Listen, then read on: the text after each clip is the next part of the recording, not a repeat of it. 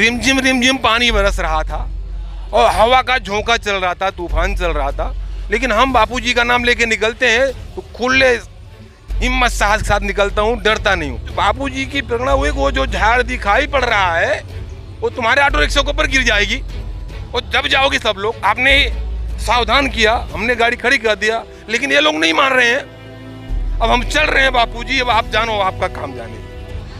5 passenger थे, 6वां हम थे और सब अंदर में दब गए। आने में 15,000 रुपया हमारा खर्च आया था, लेकिन 5 पैसेंजर को, 6वां हमको जो है खरोच तक भी नहीं आई। ये मेरा पर्सनल खुद का अनुभव है। मैं सोचा कि कौन बचाया, हमारे बापूजी के अलावा और मेरी रक्षा कौन कर सकता है। मेरा नाम जगत नारायण मिश्रा है, यूपी का निवासी हूँ, अयोध्या वासी हूँ और हमारा जिला सुल्तानपुर है और यहाँ बापूजी से जो है जुड़े हुए कम से कम 35 साल हो गया। पहले 35 साल पहले आए थे बापू के पास, क्या देखा था और बापू के शिष्य बने आप?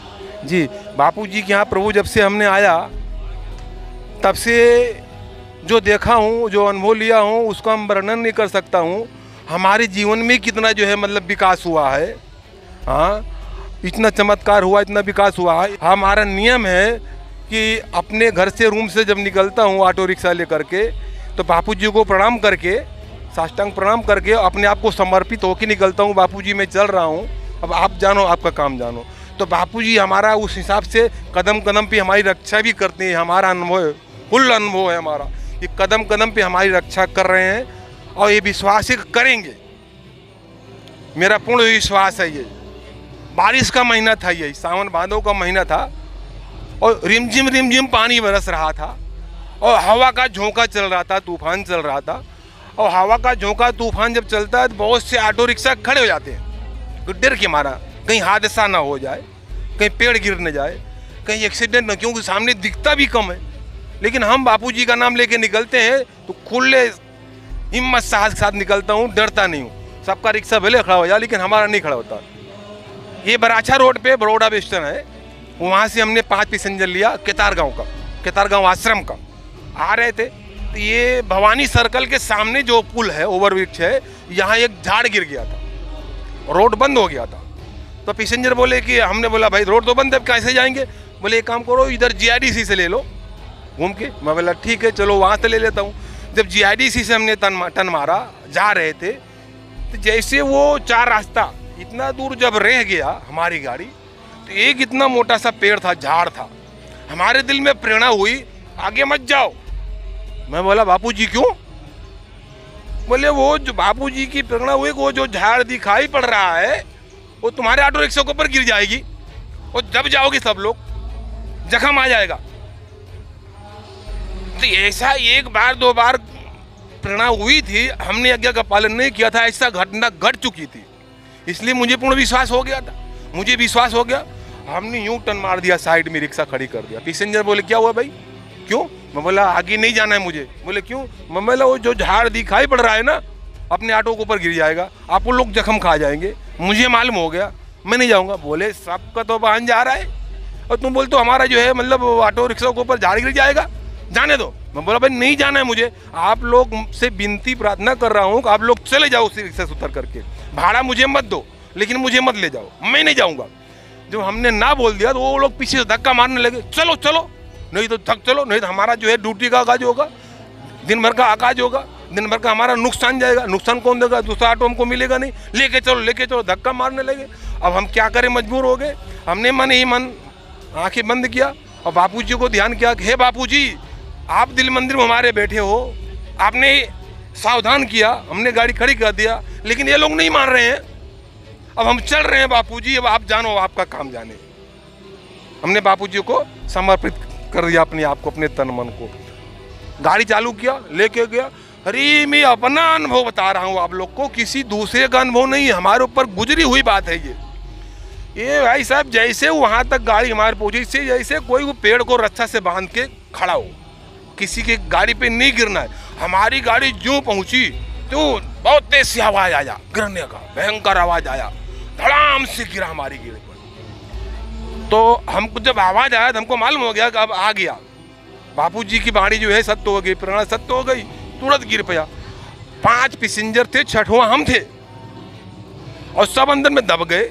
सब काठियावाड़ी लोग थे। वो अपनी भाषा में चिल्लाने लगे, मर गयो मर गयो।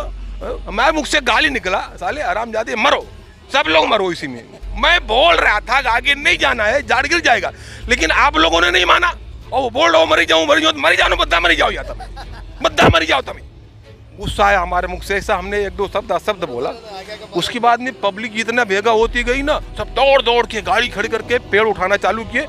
इतना मोटा पेड़ कैसे उठेगा?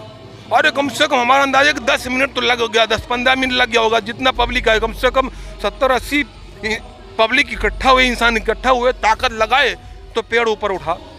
तो उसमें से पैसेंजर लोग निकल के भागने लगे। और एक भाई आया, बोला तुम ही निकलो, तो हम निकलने लगे। जो ऑटो रिक्शा में बीच में सरिया लगी रहती साइड में, वो सरिया नीचे दब गई थी। तो बोला निकलो। मैं बोला ये सरिया ऊपर को जा। सरिया ऊपर किया तो मैं भी निकला, जाके साइड में खड़ा हुआ। एक खमन वाला था, बोला भाई आपका रिक्शा जो है खराब हो गई है, चूक हो गई, चिंता मत करो, तुम्हारी ज़िंदगी और तुम्हारा सेहत और तुम्हारी गाड़ी में 5 पैसेंजर बैठे थे वो सेफ बच गए हैं, तुम खुशी मनाओ। कोई देवी देवता का जो है आशीर्वाद है। वो खुद बोल रहा खमन वाला कि कोई देवी देवता का है, तुम्हारे जो है जो इष्ट जो है उसका आशीर्वाद वो आके बचा लिया। वरना गाड़ी का पोजीशन देखो, गाड़ी एकदम नीचे पगडंडी जहाँ होता है, ऊपर का लेवल वहाँ छू गया था, एकदम वहाँ पे छू गया था। और बोले ये गाड़ी का ही लेवल देखो, इसमें तो आप लोग को बचना ही नहीं बचना था। हाँ, सीधा सबको मर जाना था। लेकिन कोई देवता, तुम्हारा कोई इष्ट जो है आकर के बचाया। हमने सोचा अपने मन में, उसको कुछ नहीं बोला, अपने मन में सोचा कि कौन बचाया, हमारे बापूजी के अलावा और मेरी रक्षा कौन कर सकता है। मेरे बापूजी ने रक्षा किया। जैसे कि मेरे बापूजी ने हेलीकॉप्टर पे जा रहे थे, हाँ, अकस्मात दुर्घटना घट गई थी।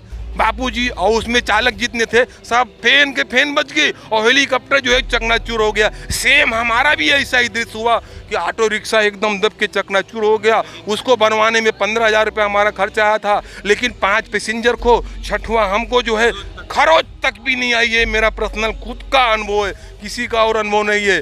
तो हमारे बापूजी विश्व आत्मा है, साक्षात ब्रह्म परमात्मा है, आत्म स्वरूप है, ब्रह्म स्वरूप है, वो सर्वस्त्र है।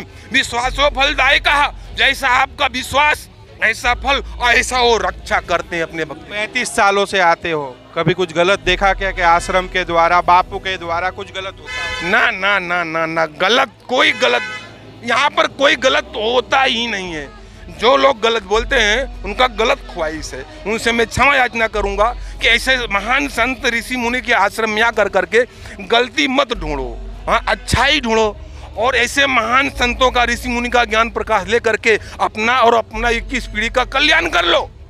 इसीलिए मानव तन रतन अनमोल जीवन मिला हुआ है। और इसीलिए विष्णु भगवान श्री हरि अपने साधु संत ऋषि मुनि को धरातल को पर भेजते हैं, हमारा आपका कल्याण करने के लिए। मैं उन भाई निंदकों को और षड्यंत्रकारी जितने भी हैं उनसे हाथ जोड़ करके विनती करूंगा, प्रार्थना करूंगा कि ऐसा मानव तन रतन काया मिली हुई है, अपना किस पीढ़ी का कल्याण करने के लिए कल्याण कर लो यार। ऐसा अवसर क्या मालूम दोबारा मिले कि नहीं मिले।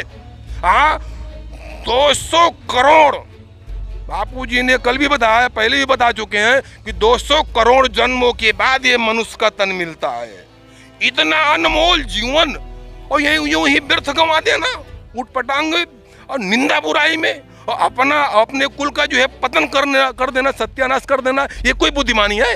ये इसको तो मैं बुद्धिमानी नहीं समझता हूँ प्रभु। आरोपों में कोई सच्चाई, आरोपों में प्रभु कोई सच्चाई नहीं है। क्या कहना चाहोगे देश के हम मंत्री जी से, न्यायपालिका से क्या कहना चाहोगे? हम देश के राहत मिलनी चाहिए, बापू को जमानत मिलनी चाहिए। हम देश के प्रधानमंत्री से, मुख्यमंत्रियों से, नगर पालिका से सबसे हाथ जोड़कर यही विनती, यही प्रार्थना करूंगा कि हमारे बापूजी को राहत दिलाइए।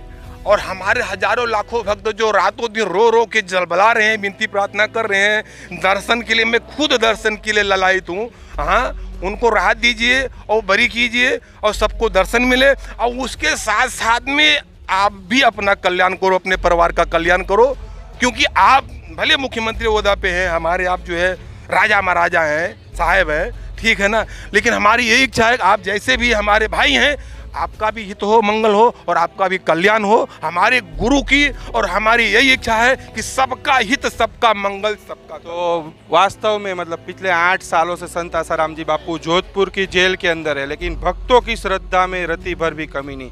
भक्त आज भी बापू को निर्दोष मानते हैं, भक्त आज भी बापू को भगवान मानते हैं और लगातार सरकार से भक्त लोग एक ही मांग कर रहे हैं कि जल्द से जल्द संत आसाराम जी बापू को रिहा किया जाए। कैमरामैन अंजनी के साथ नीलेश ठक्कर, सूरत से।